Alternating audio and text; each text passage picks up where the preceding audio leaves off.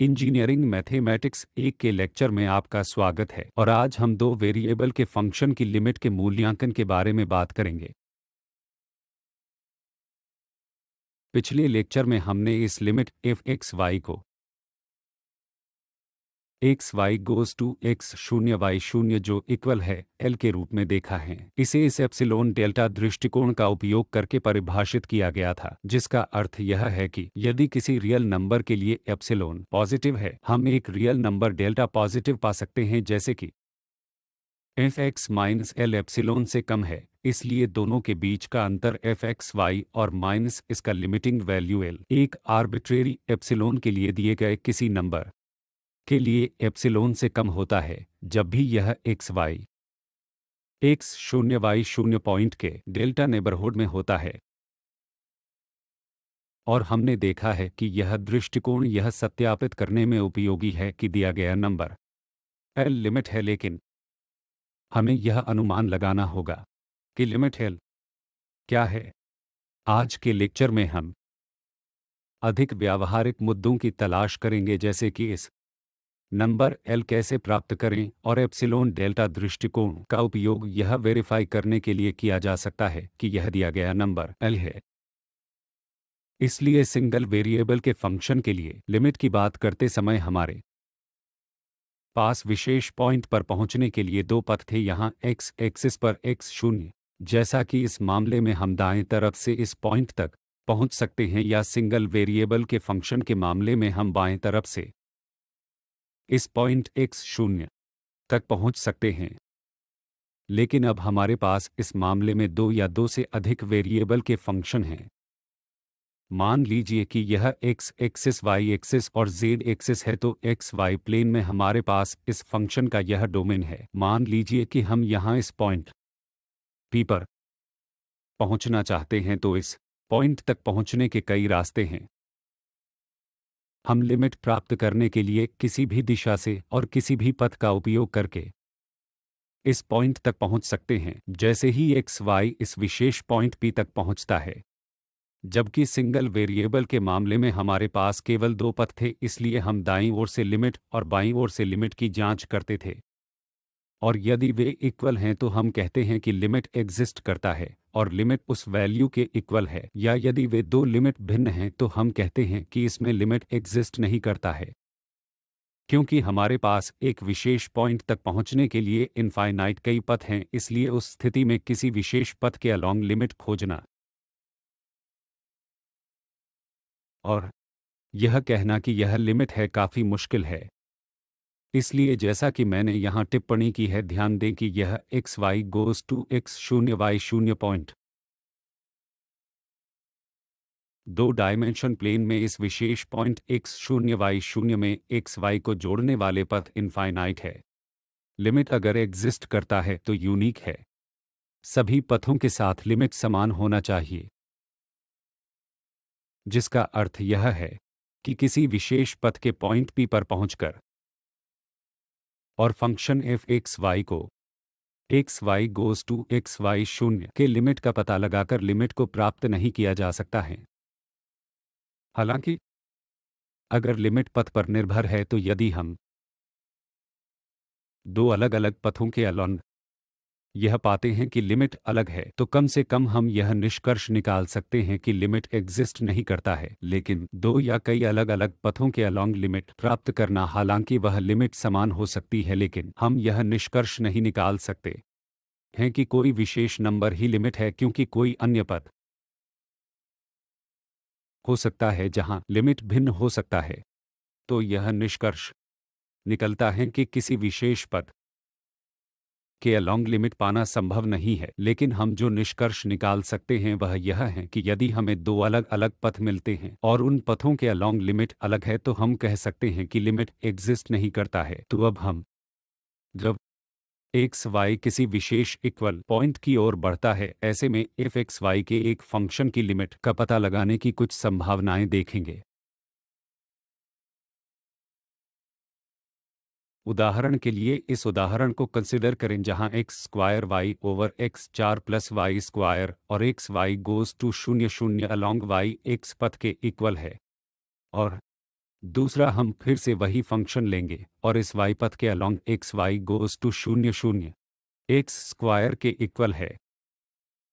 इसलिए हमने यहाँ इस ओरिजिन तक पहुँचने के लिए दो अलग अलग पथ चुने हैं, जहाँ एक सीधी रेखा y एक्स के इक्वल है और दूसरा हमने यह y लिया है जो एक्स स्क्वायर पथ के इक्वल है। तो यह यहाँ कैसे? जब हम y एक्स स्क्वायर के इक्वल है या y एक्स के इक्वल है, यह दो अलग अलग पथ 0 0 पॉइंट पर इस y के अलोंग पहुंचता है, तो इस फंक्शन का लिमिट क्या होगा?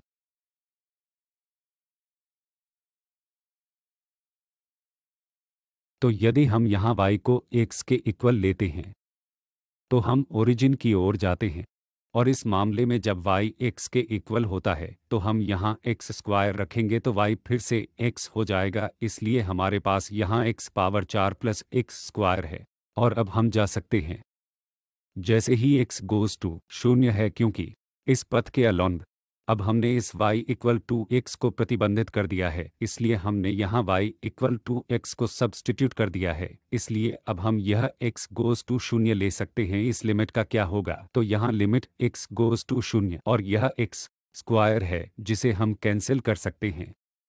तो आपके पास अभी भी x over x square plus 1 है और फिर यह लिमिट 0 हो जाएगी। तो इस पथ के अलोंग y इन सीधी रेखा के साथ x के इक्वल है जो ओरिजिन की ओर आ रही है। हमें यह लिमिट 0 के रूप में मिल रही है। अब यदि हम y equal to x square लेते हैं तो इस पथ के अलोंग हमारे पास यह लिमिट है, दी गई लिमिट।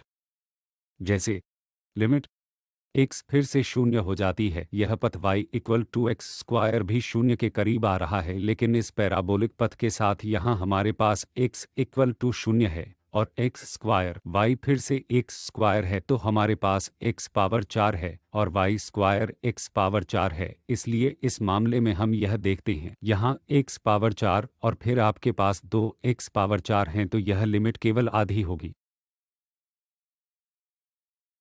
इसलिए इस पथ के अलोंग हमें लिमिट आधी मिल रही है। सीधी रेखा के साथ y इक्वल है x के, लिमिट 0 है। y equal to x square के अलोंग लिमिट आधी है। इसलिए अब हम यह निष्कर्ष निकाल सकते हैं कि यह limit x Y goes to 0 0 x square Y over x 4 plus Y square exist नहीं करता है। इस प्रकार के दूसरे उदाहरण में हम limit x Y goes to 0 1 tan inverse y over x लेंगे, तो इस मामले में हमारे पास फिर से यह एक्स वाई प्लेन है और हम पॉइंट 0 1 पर आ रहे हैं, तो x 0 y 1 तो कहीं यहाँ है। तो हम फिर से दो पथ लेंगे। हम इस y को ठीक कर सकते हैं और इन दो पथ को ले लेंगे, क्योंकि x इस पॉइंट पर दाईं ओर से या बाईं ओर से आता है। इसलिए इस पथ के अलोंग हम y को 1 के रूप में ठीक करेंगे और फिर हम लेंगे या हम इन दो विशेष पथों के अलोंग इस लिमिट का मूल्यांकन करेंगे। इस मामले में अगर हम तय करते हैं कि y इक्वल टू 1 है और फिर इन दोनों दिशाओं से x 0 पर पहुंचे, तो अगर यह लेफ्ट हैंड साइड से जाता है, क्योंकि x गोज़ टू 0 है, इसलिए tan इनवर्स 1 ओवर x। तो आप ध्यान दें कि यदि x निगेटिव है तो ये सभी नंबर यहाँ 1 ओवर x निगेटिव होगी। इसलिए जैसे ही x इन्फिनिटी की ओर जाता है, यह 1 ओवर x माइनस इन्फिनिटी की ओर जाएगा। इसलिए tan इनवर्स माइनस इन्फिनिटी से माइनस पाई बटा 2 मिलेगा। इसी तरह अगर हम इस पॉइंट पर इस 0 1 पॉइंट के दाईं ओर से पहुँचते हैं, तो इस मामले में यह इन्फिनिटी और tan इनवर्स इन्फिनिटी बन जाएगा। इसलिए हमें पाई बटा 2 के रूप में लिमिट मिल जाएगी। तो इस उदाहरण में फिर से हमने देखा है कि दो अलग अलग पथ के अलोंग हमारे पास दो अलग अलग लिमिट हैं। इसलिए हम यह निष्कर्ष निकाल सकते हैं कि फिर से दी गई लिमिट यहाँ x Y goes to 0 1 tan inverse y over x exist नहीं करता है, क्योंकि यह लिमिट पथ पर निर्भर करती है। अगर हम यह अगला उदाहरण लेते हैं x Y over x square plus Y square और एक्स वाई गोज़ टू 0 0, इस मामले में हम ओरिजिन की ओर आ रहे हैं और function x Y over x square plus Y square है। इसलिए हम एक सामान्य पथ y equal to m x लेते हैं, जिसका अर्थ यह है कि यहाँ y equal to m x है जिसमें भिन्न m है, तो हम इस पॉइंट पर विभिन्न सीधी रेखाओं के साथ जा रहे हैं, इसलिए इन सीधी रेखाओं का स्लोप अलग होता है। इसलिए m कोई भी वैल्यू ले सकता है और फिर हम इन सीधी रेखाओं के अलोंग 0 0 के पॉइंट पर पहुंच रहे हैं। इस मामले में यहाँ यह लिमिट क्या होगा? तो y को हम पहले की तरह ही सब्स्टिट्यूट कर सकते हैं। y इक्वल है एम एक्स के, तो यहाँ एम एक्स स्क्वायर होगा और फिर x square plus m square, x square और एक्स स्क्वायर कैंसिल हो जाएगा और हमें m ओवर एक प्लस एम स्क्वायर मिलेगा। तो हम फिर से क्या देखते हैं कि m के विभिन्न वैल्यू के लिए हमें अलग अलग लिमिट मिल रही है, अतः लिमिट पथ पर निर्भर करती है और फिर से यह लिमिट एग्जिस्ट नहीं करता है।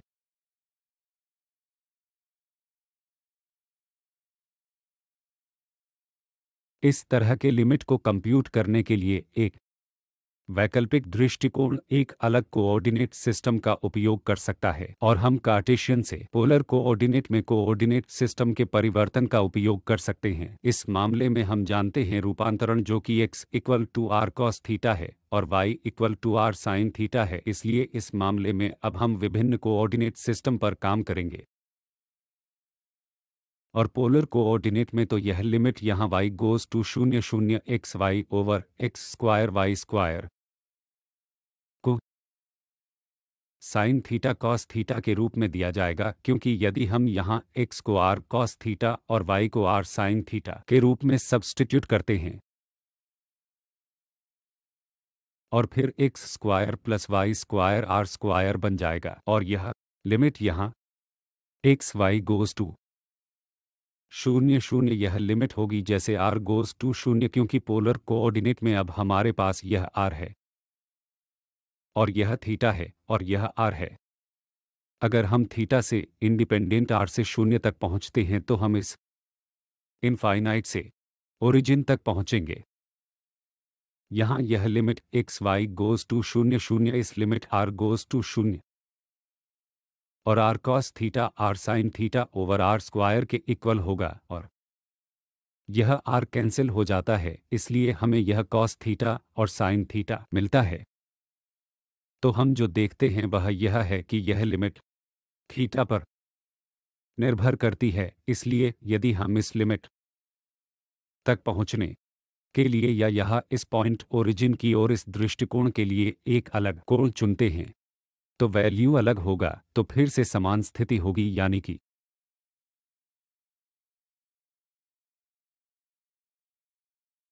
लिमिट कोण थीटा पर निर्भर करती है या हम कह सकते हैं कि यह पथ पर निर्भर करती है और इसलिए यह एग्जिस्ट नहीं करता है। लेकिन आज के लेक्चर में हमने जो समझा वह यह है कि कोऑर्डिनेट सिस्टम का यह परिवर्तन कई मामलों में बहुत मददगार होता है।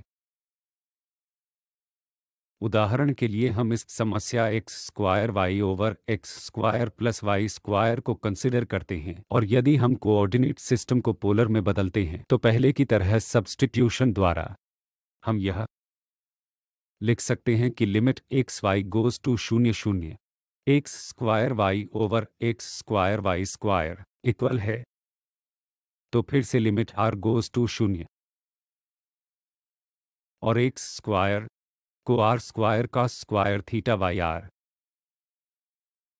साइन थीटा है के रूप में और हमारे पास यहाँ एक्स स्क्वायर है, फिर से r square cos square theta plus r square sine square theta यह r स्क्वायर बन जाएगा। तो हमारे पास लिमिट r गोज़ टू 0 है, तो यह r है, r स्क्वायर कैंसिल हो जाएगा और फिर हमारे पास कॉस स्क्वायर थीटा और साइन थीटा है और y r स्क्वायर को विभाजित किया गया है जो पहले ही कैंसिल कर दिया गया है, तो r स्क्वायर और फिर यहाँ r स्क्वायर, तो ये कैंसिल हो जाते हैं और r गोज़ टू 0 तो थीटा से स्वतंत्र हैं। हम यहाँ थीटा को ठीक नहीं कर रहे हैं क्योंकि थीटा की वैल्यू जो भी हो, हमारे यहाँ एक फाइनाइट नंबर होती है और फिर r गोज़ टू 0 और यह 0 हो जाएगा।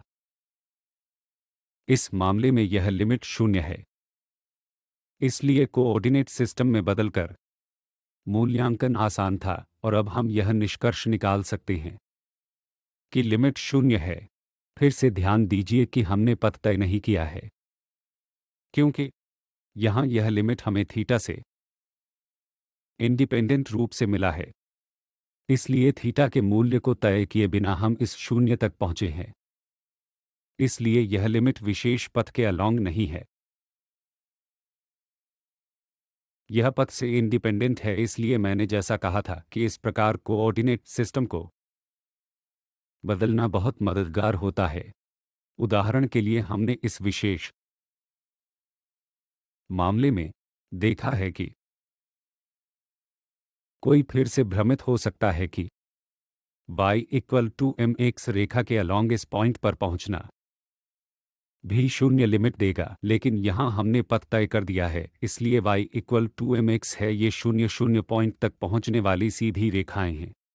y इक्वल टू mx करने से और इस x गोज़ टू 0 होने देने से हम यह निष्कर्ष नहीं निकाल सकते हैं कि दिया गया नंबर या दी गई लिमिट फंक्शन की लिमिट है। लेकिन इस मामले में कोऑर्डिनेट सिस्टम को बदलकर अब हमारे पास एक अलग कोऑर्डिनेट सिस्टम समकक्ष कोऑर्डिनेट सिस्टम है, जहां हमने कुछ भी तय नहीं किया है। इसलिए अगर यह थीटा से इंडिपेंडेंट है तो हम किसी नंबर के ओर पहुंच रहे हैं, तो जो होने वाली लिमिट होगी उसे हम कुछ और उदाहरणों के द्वारा देखेंगे।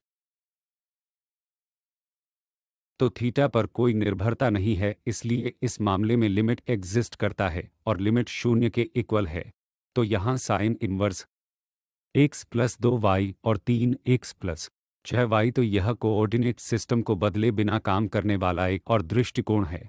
हम यहाँ देख सकते हैं कि यह x प्लस 2y और यहाँ भी tan इनवर्स। यहाँ फिर से तर्क यह है कि यह x प्लस 2y का 3 टाइम्स है, तो हमारे पास वही नंबर x जमा 2y है और यहाँ भी 3 टाइम्स x प्लस 2y है। इसलिए यदि हम x प्लस 2y को एक नए पैरामीटर के रूप में एक नए वेरिएबल t के रूप में सब्स्टिट्यूट करते हैं, तो हम इस लिमिट को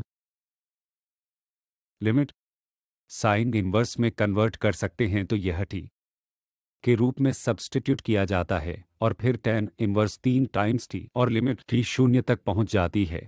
तो यह पथ को ठीक किए बिना एक और सुविधाजनक तरीका है। तो हम पथ को फिर से ठीक नहीं कर रहे हैं, लेकिन हमने इस रिलेशन को यहाँ x प्लस से y में सब्स्टिट्यूट कर दिया है, जो इस फंक्शन में हर जगह दिखाई देते हैं। तो यह x प्लस 2y और फिर से समान फंक्शनलिटी थी, लेकिन 3 टाइम्स x प्लस 2y के साथ जिसे हमने t से बदल दिया है, तो यह 3 टाइम्स t बन जाता है। और अब हमने समस्या को सिंगल वेरिएबल वाले लिमिट की समस्या में बदल दिया है, जिसकी हम कंप्यूट कर सकते हैं। इस मामले में यह 0/0 जैसा है, इसलिए हम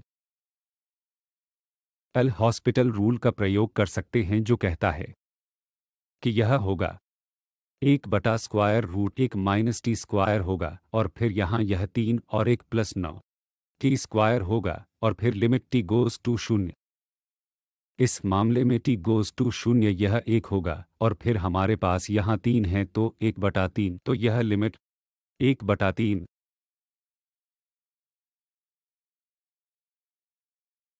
होगी। तो फिर से यह एक और तरीका है जो कुछ मामलों में मददगार हो सकता है, जब हम दो वेरिएबल के फंक्शन को एक वेरिएबल में बदल सकते हैं। तो अब लिमिट के साथ काम करने के बारे में जो कुछ टिप्पणियां हमारे पास हैं वह क्या है। यदि limit f x Y goes to L1 और x Y goes to x0 L2 के रूप में, तो ये दो लिमिट दी गई हैं, तो हम कंप्यूट कर सकते हैं कि यह के टाइम्स एफ एक्स वाई के टाइम्स एफ एक्स वाई का लिमिट होगा, क्योंकि x Y goes to x0 y0, अतः यह के एक कांस्टेंट है, तो यह लिमिट के टाइम्स L1 हो जाएगा। फिर जब हम इस एफ एक्स वाई और प्लस या माइनस जी एक्स वाई को जोड़ते हैं, तो हमारे पास फाइनाइट मात्राएं L1 और L2 होती हैं, तो लिमिट भी L1 एल 2 के रूप में होती हैं। एल 1 प्लस और माइनस, अगर यह प्लस है तो यहाँ प्लस दिखाई देगा, यदि यह यहाँ माइनस है तो माइनस एल 2 आ जाएगा। अब हमारे पास यहाँ दो फंक्शन का प्रोडक्ट है एफ एक्स वाई इंटू जी एक्स वाई, तो यह एल 1 और एल 2 का प्रोडक्ट होगा। यदि हमारे पास यहाँ एफ एक्स वाई ओवर जी एक्स वाई का भागफल है, तो इस स्थिति में यदि यह एल 2 शून्य नहीं है, क्योंकि हम शून्य से डिवाइड नहीं कर सकते हैं, यदि एल 2 शून्य नहीं है तो यह लिमिट भी एल 1 एल 2 के रूप में होगी, बशर्ते एल 2 शून्य के इक्वल नहीं है। इन कामकाजी नियमों के कुछ और सामान्यीकरण हम तब भी काम कर सकते हैं जब हमारे पास इन्फिनिटी हो। तो यदि यह लिमिट एफ एक्स वाई जब x Y goes to x शून्य वाई शून्य इन्फिनिटी हो, और यहाँ इस जी एक्स वाई की लिमिट जब x Y goes to x शून्य वाई शून्य हो, उस स्थिति में भी इन्फिनिटी ही होती है। हम इन दो function f x y g x y के प्रोडक्ट को x Y goes to x शून्य वाई शून्य इन्फिनिटी के रूप में इस लिमिट को कंप्यूट कर सकते हैं। तो इन्फिनिटी, और यहाँ भी हमारे पास प्लस इन्फिनिटी है, इसलिए यह लिमिट भी प्लस इन्फिनिटी होगी। हम दो फंक्शन को भी जोड़ सकते हैं और लिमिट ले सकते हैं, जैसे x Y goes to x शून्य वाई शून्य, और यह इन्फिनिटी प्लस इन्फिनिटी होगा, जो कि हम जानते हैं कि फिर से इन्फिनिटी होता है। यहाँ हमारे पास लिमिट प्लस इन्फिनिटी है और जी माइनस इन्फिनिटी तक पहुंच रहा है x Y goes to x शून्य वाई शून्य के रूप में। तो इस मामले में जैसे एक माइनस इन्फिनिटी है और दूसरा प्लस इन्फिनिटी है, इसलिए प्रोडक्ट फिर से माइनस साइन के साथ इन्फिनिटी होगा, क्योंकि यहाँ एक निगेटिव है और एक प्लस, तो प्लस इंटू माइनस एक मिलकर बनते हैं माइनस एक, और फिर आपके पास इन्फिनिटी है, इसलिए यह इन्फिनिटी तक पहुंच जाएगा। यदि हमारे पास एफ एक्स वाई है जहां ए इन्फिनिटी में जा रहा है और जी एक्स वाई कुछ फाइनाइट रियल नंबर के करीब पहुंच रहा है, तो इस मामले में हम ऐसी limit f x y plus या माइनस जी एक्स वाई का मूल्यांकन कर सकते हैं, चूंकि यह पहले से ही इन्फिनिटी है और फिर हमारे यहाँ G x Y equal to L है। तो इससे कोई फर्क नहीं पड़ता कि यहाँ यह नंबर क्या है, जब तक यह एक फाइनाइट नंबर है तब यह लिमिट केवल इन्फिनिटी। दूसरा, यदि हमारे पास इन्फिनिटी है और फिर यह लिमिट पॉजिटिव है, इस स्थिति में हम प्रोडक्ट रूल लागू सकते हैं। तो limit x Y goes to x y शून्य एफ एक्स वाई और जी एक्स वाई, और यह प्रोडक्ट इक्वल होगा, क्योंकि यह एल पॉजिटिव है इसलिए साइन नहीं बदलेगा और यह प्लस इन्फिनिटी होगा। कुछ और, तो यहाँ हमारे पास एफ एक्स वाई हैं जो इन्फिनिटी की ओर जा रहा है और यह जी एक्स वाई एल के निकट आ रहा है, जो कि एक निगेटिव नंबर है। उस स्थिति में यह प्रोडक्ट, चूंकि एफ एक्स वाई इन्फिनिटी की ओर आ रहा है, प्रोडक्ट इन्फिनिटी तक जाएगा, लेकिन इस निगेटिव एल के कारण यह माइनस इन्फिनिटी तक पहुंच जाएगा। अब यदि एफ एक्स वाई इन्फिनिटी की ओर आ रहा है और जी एक्स वाई एक रियल नंबर है, तो लिमिट एक रियल नंबर है, उस स्थिति में यहाँ भागफल G x Y over F x Y है, तो यहाँ यह एफ एक्स वाई इन्फिनिटी तक जा रहा है और जी एक्स वाई कोई नंबर एल है, उस स्थिति में यह लिमिट होगा। तो हमने आज यह देखा है कि हम दो वेरिएबल के मामले में लिमिट का मूल्यांकन कर सकते हैं, लेकिन हमें सावधान रहना होगा, क्योंकि एक्स वाई प्लेन में अब हम कई दिशाओं से एक विशेष पॉइंट पर पहुंच सकते हैं, जबकि एक वेरिएबल के मामले में हमारे पास केवल दो दिशाएं थी, राइट हैंड साइड और लेफ्ट हैंड साइड, लेकिन अब हमारे पास इनफाइनाइट दिशाएं हैं, इसलिए किसी विशेष दिशा के अलोंग लिमिट की गणना करने से मदद नहीं मिलेगी। लेकिन कम से कम अगर हमें ऐसी दो दिशाएं मिलती हैं जहां लिमिट भिन्न हैं, तो हम यह निष्कर्ष निकाल सकते हैं कि लिमिट एग्जिस्ट नहीं करता है, लेकिन हम दो या कई पथ की लिमिट का मूल्यांकन करके यह निष्कर्ष नहीं निकाल सकते हैं कि यही लिमिट है, भले ही वह लिमिट कई पथों पर समान क्यों न हो। इसलिए लिमिट की गणना करते हुए हमने जो दो दृष्टिकोण देखे हैं, उनमें से एक पोलर कोऑर्डिनेट में बदल रहा था, वह उस स्थिति में मददगार होगा यदि r शून्य तक पहुंचता है। उदाहरण के लिए, यदि प्रश्न में लिमिट ओरिजिन के करीब पहुंच रहा है तो उस स्थिति में हम कह सकते हैं कि यदि r थीटा से इंडिपेंडेंट रूप से शून्य के करीब पहुंच रहा है या नहीं, तो फिर हमें जो भी नंबर मिलती है वह पथ पर निर्भर नहीं होती है और वह लिमिट होगा। एक और दृष्टिकोण जो हमने देखा है वह यह कि हम कई स्थितियों में एक नंबर को एक वेरिएबल वाली समस्या में कन्वर्ट कर सकते हैं और फिर हम एल हॉस्पिटल रूल लागू कर सकते हैं, उदाहरण के लिए लिमिट का निष्कर्ष निकालने के लिए। तो एक बार फिर हम अगले लेक्चर में देखेंगे कि पोलर कोऑर्डिनेट में बदलना लिमिट का मूल्यांकन करने के लिए सीधा है, लेकिन हमें फिर से बहुत सावधान रहना होगा कि लिमिट लेते समय जब r गोज़ टू 0 होता है यह कोण थीटा पर निर्भर नहीं होना चाहिए। इसलिए यदि थीटा के इंडिपेंडेंट रूप से हम किसी नंबर के करीब पहुंच रहे हैं तो हम यह निष्कर्ष निकाल सकते हैं कि यह लिमिट है, लेकिन अगर वह लिमिट थीटा पर निर्भर है तो फिर से यह पथ पर निर्भर लिमिट है और इसलिए लिमिट एग्जिस्ट नहीं करेगा। तो हम इन मुद्दों पर और बात करेंगे कि कोऑर्डिनेट सिस्टम को पोलर कोऑर्डिनेट में बदलने में समस्या क्या हो सकती है तथा अन्य कई उदाहरणों पर चर्चा करेंगे। तो इन लेक्चर को तैयार करने के लिए इन रेफरेंस का उपयोग किया गया है और आपका समय देने के लिए बहुत बहुत धन्यवाद।